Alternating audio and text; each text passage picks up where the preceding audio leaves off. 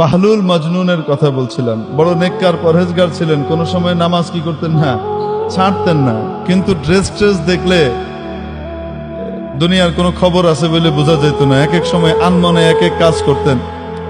প্রায় সময় কবরস্থানে গিয়ে বসে থাকতেন। কোথায় গিয়ে বসে থাকতেন?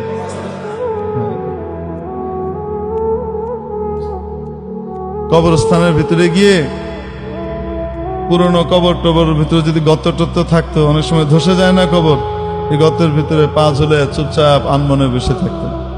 কেউ জিজ্ঞেস করছে, আপনি এনে কি করেন? এমন প্রতিবেশীদের কাছে আসছি যারা কাউকে কষ্ট দেয় না। এমন প্রতিবেশীদের কাছে আসছি যারা কখনো কাউকে কি দেয় না, কষ্ট দেয় না। তাদের সাথে থাকতে আমি আনন্দ বোধ করি।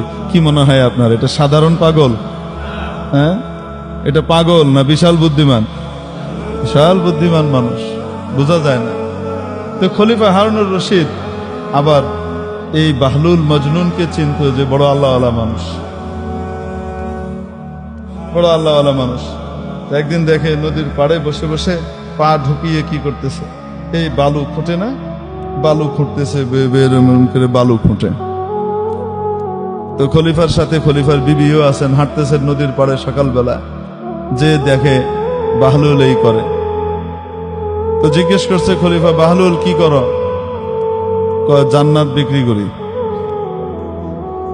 প্রথম কয়, জান্নাতের বালাখানা বানাই। কি বানাই? জান্নাতের বালাখানা বানাইতেছে। কয়, বালাখানা কার? যে কিনবে তার। যে কিনবে তা তো বাদশা চিন্তা করতেছে, পাগলের মাথায় এখন ঠিক ঠিকানা নাই, কি কয় না কয়। এনে বইবে বালাখানা বানায় জান্নাতের। তো বেগম জিজ্ঞেস করছে, বাদশার বেগম সাহেবা জিজ্ঞেস করছে, তো আমি যদি কিনি? আপনিও পাইবেন। দাম কত? 1 আনা। কত? হয় 1 আনা। তো বাদশার বিবি সাথে সাথে কি করছে, 1 আনা দিয়ে দিচ্ছে। দিয়ে কইছে, তো আমাকে একটা দেন। হ্যাঁ, আপনি একটা পেয়ে গেছেন, যান। আল্লাহ ওয়ালাদের অদ্ভুত অদ্ভুত ব্যাপার হয়। এগুলো আল্লাহ তাআলা তাদেরকে স্পেশাল কিছু নিয়ামত দেন মাঝে মাঝে। এখন চলে গেছে বাদশা, হাসতে হাসতে চলে গেছে। আর বিবিরে কয়, তুমি এক পাগল, এক পাগলের টাকায় 1 আনা নষ্ট করলা, একটা ফকিরে দিলেও তো লাভ হইতো, খামাখা দিলা।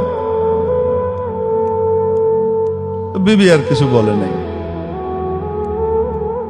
তো রাতের বেলা খলিফা হারুনুর রশিদ স্বপ্নে দেখে কিয়ামত কায়েম হয়ে গেছে।